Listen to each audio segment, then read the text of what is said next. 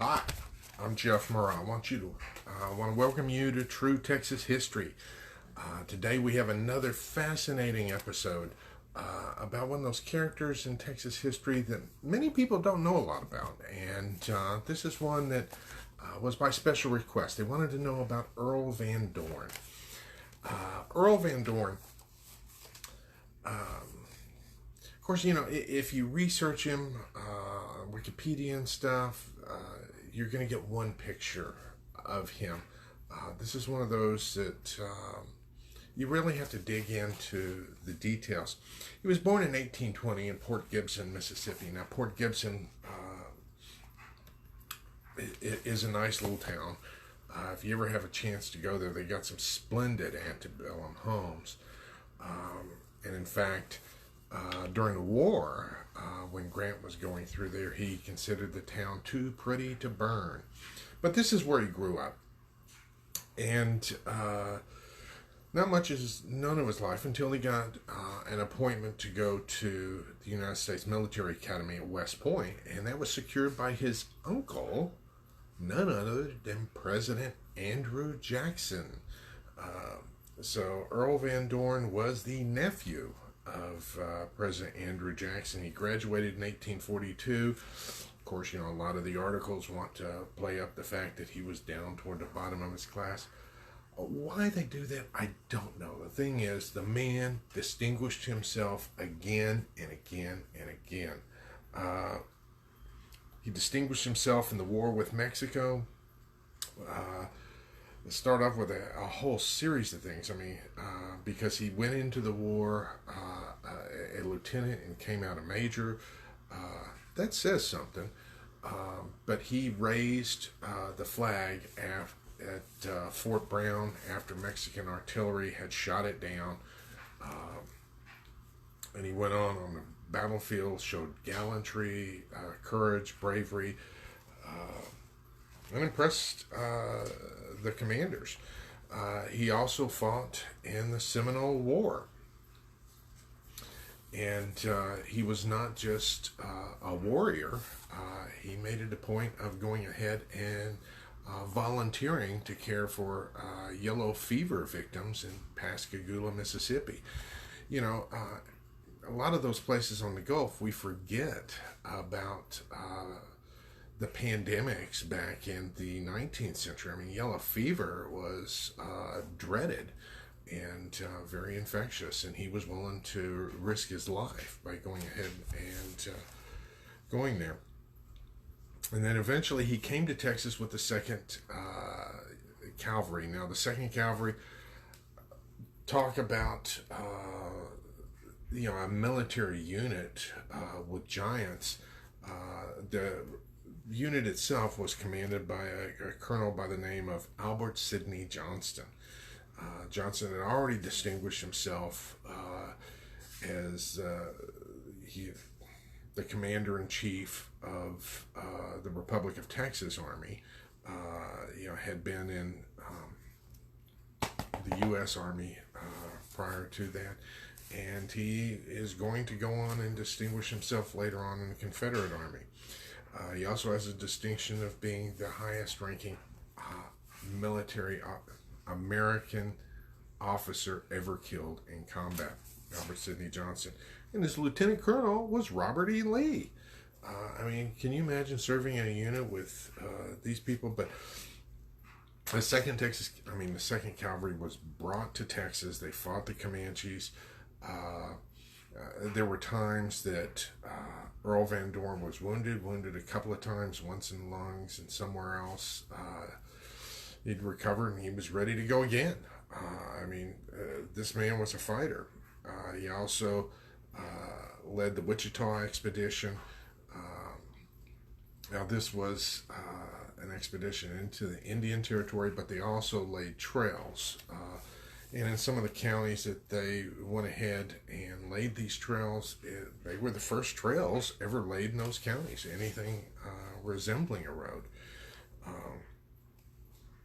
That was Earl van Dorn. Now, when the war between the states broke out, Earl van Dorn went ahead, when the trouble started, he resigned his commission and wanted to serve his native state of Mississippi, which he initially started to do. Then he was brought to Texas. He was in charge of the Confederate forces that when the U.S. Forces went ahead and surrendered, he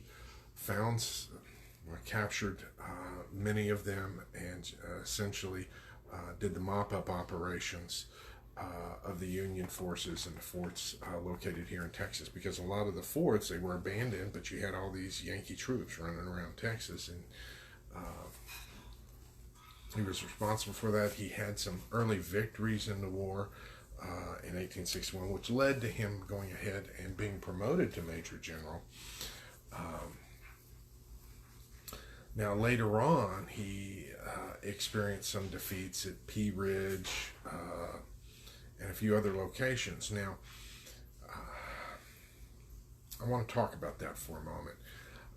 Now, Earl Van Dorn, after Pea Ridge, he had some other assignments. Now, some of those assignments included constructing fortifications at strategic locations such as Vicksburg and also Corinth, Mississippi.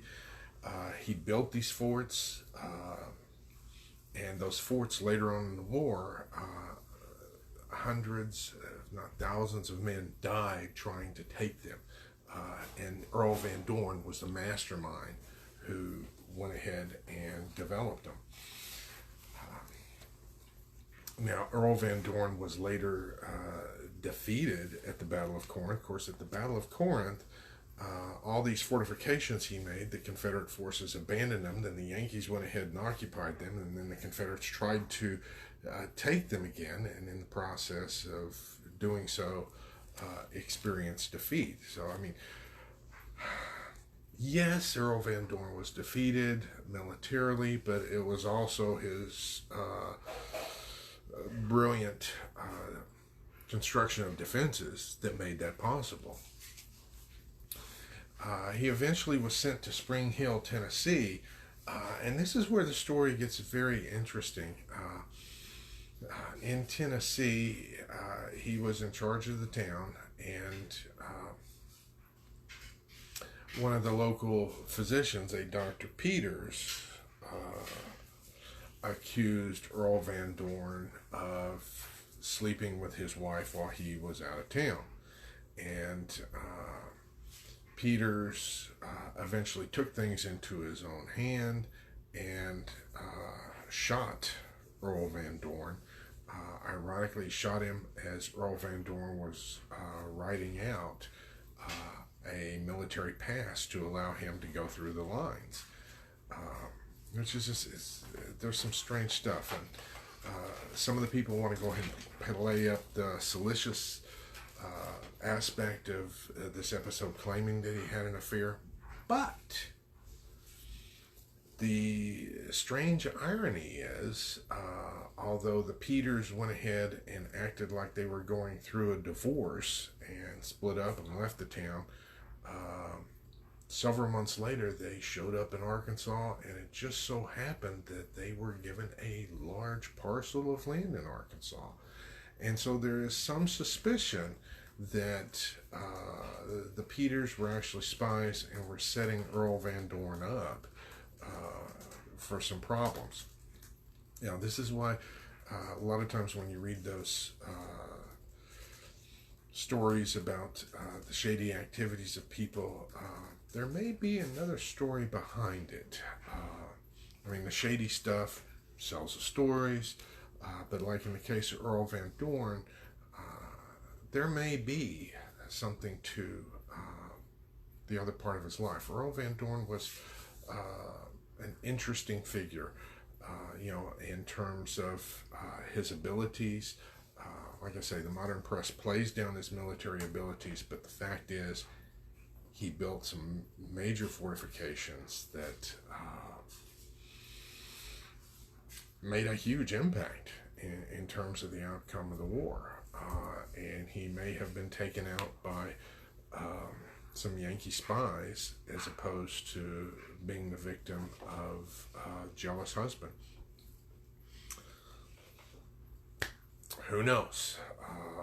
With a little more research, I might be able to find the truth. I know that Earl van Dorn's, I believe his daughter, or I believe it was his daughter, was definitely of the opinion that her dad was not having an affair and had been the victim of this spying episode. So, anyways, that's a story of Earl van Dorn and his accomplishments.